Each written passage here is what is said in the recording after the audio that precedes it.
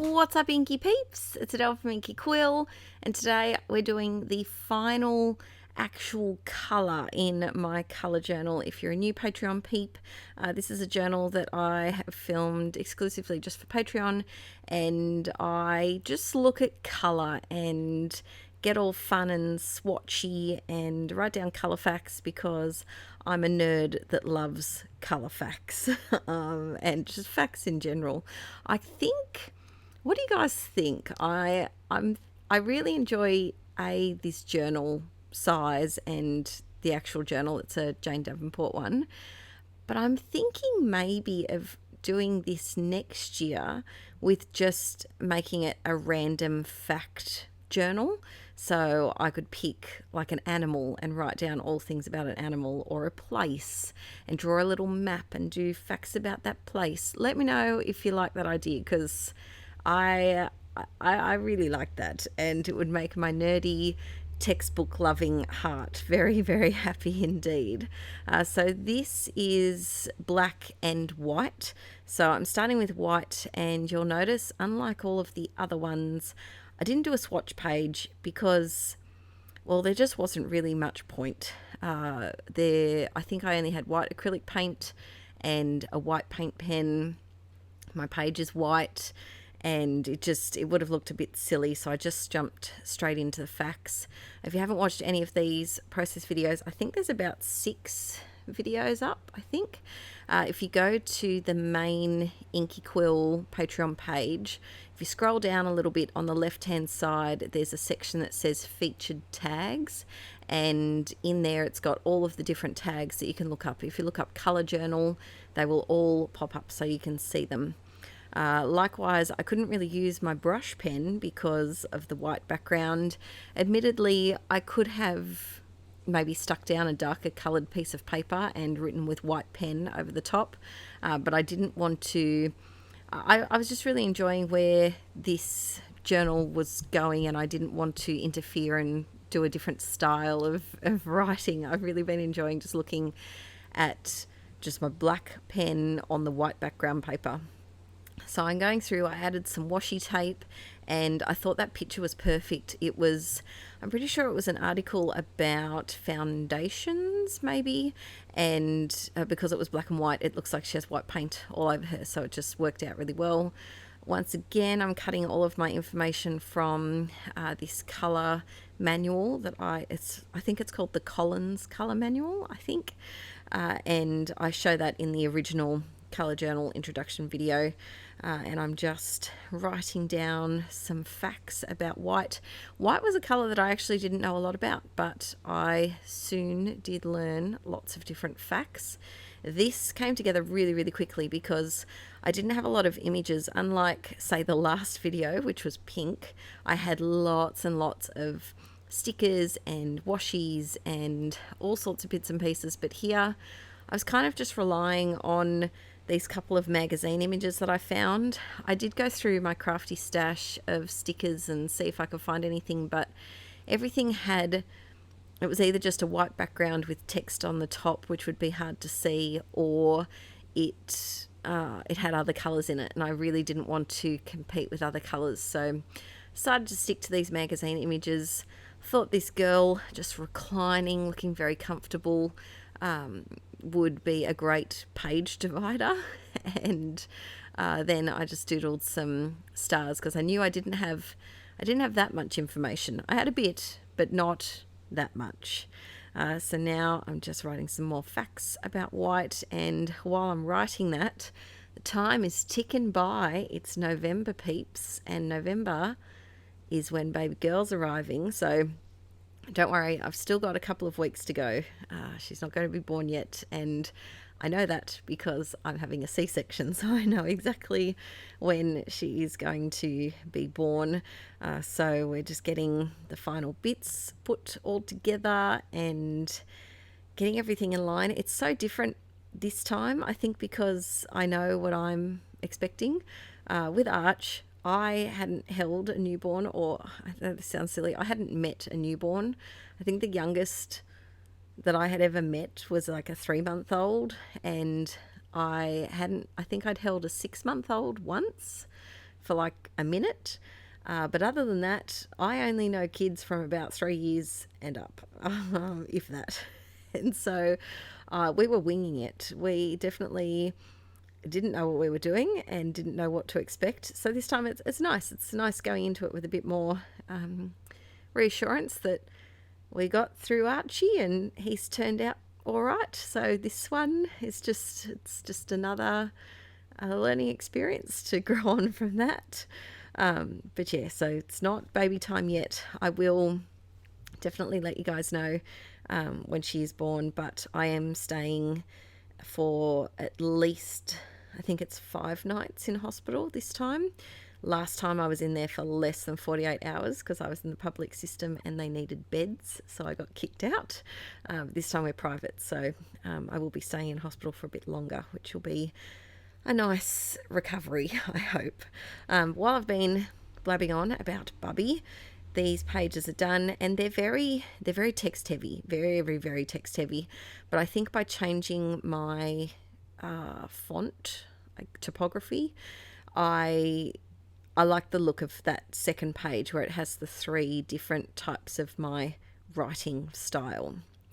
So then we're on to black, and I know black and white aren't technically colours, but I did want to include them just because I have a lot of information about them, and it's my journal, and even though I'm calling it a colour journal, it can be a colour and black and white journal. It doesn't, you make up your own rules, peeps. You can do whatever you want in your art journals. They're just for your eyes and whoever you wish to share it with, and I'm sure no one will flick through this and go, oh, it's not officially a colour journal, Adele. But I realised that black comes in a lot of different forms. See, I traditionally see black as that Dilutions acrylic paint that I've just used, a very dark, very black, I would say. I laugh because the colour of my mascara is called Blackest Black, and I just think, couldn't you have come up with a better name? But I get it now. It is Blackest Black. It's the blackest black you can get with colours, and so I didn't realise that you can have blacks that are more of like a browny, like a warm undertone black, and then you can have a cooler undertone black, like that bottom one there. It's basically it's a grey. It's not a black, it's a grey, but I included it anyway. But yeah, this colour study has been a really fun way to investigate colour a bit more and kind of broaden my knowledge on what the differences just amongst one colour can be. So you've got shades and tints, and then you've got warm undertones and cooler undertones. It's been a real fun learning experience. So if you're new to mixed media, it might be a fun activity to grab one of your favourite colours and see how many different shades or tints of it in your stash you have. Don't go out and buy anything, but just go around and collect like, for example, blue. Blue is a great one because there are so many blues, and I think it's the one that I ended up having the most colours of.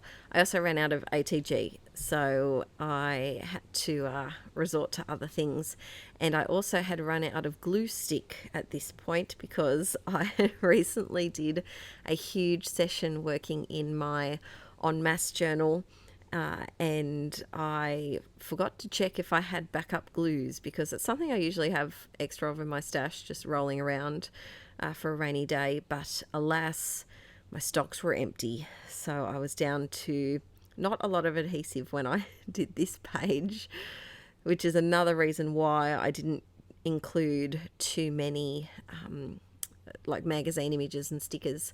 I did a lot more text on these pages just because I didn't have enough things to stick it down with.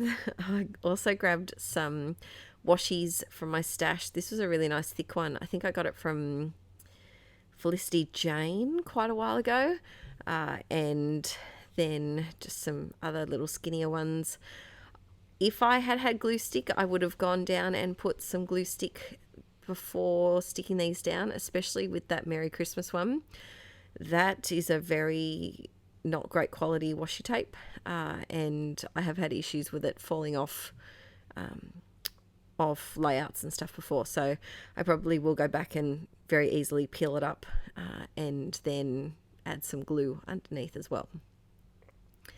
So I just had to add a little note there that technically they're not black and white, aren't colours, just because I didn't want someone to recorrect me when I know that they're not. And just for future, not that anyone's going to be looking through this. No one looks through my journals and scrapbooks usually. It's just you guys, which is really cool. But yeah, I'm pretty much the only person that looks through them.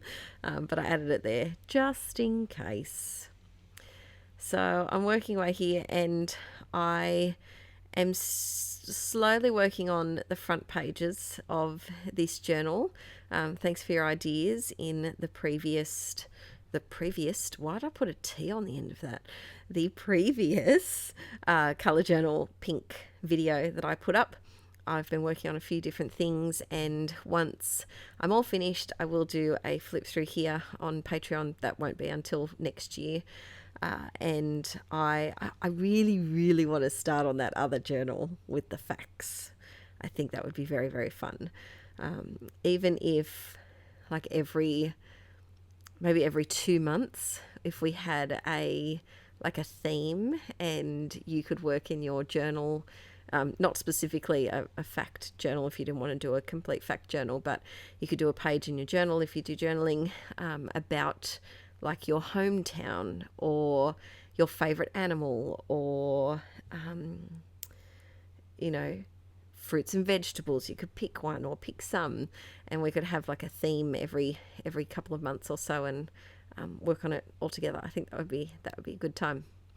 So for this one, I found this bit of information online that had different associations and to do with black, and so I wanted to make them stand out quite a lot. So I just used my Tombow dual brush marker, which I do love these, but mine are furry, and I think there's at least 3 that really, really need replacing, but they still work as markers, like they've still got ink in them, and so I'm hesitant to buy a new one so that I can do crisp brush lettering until the pen is dead.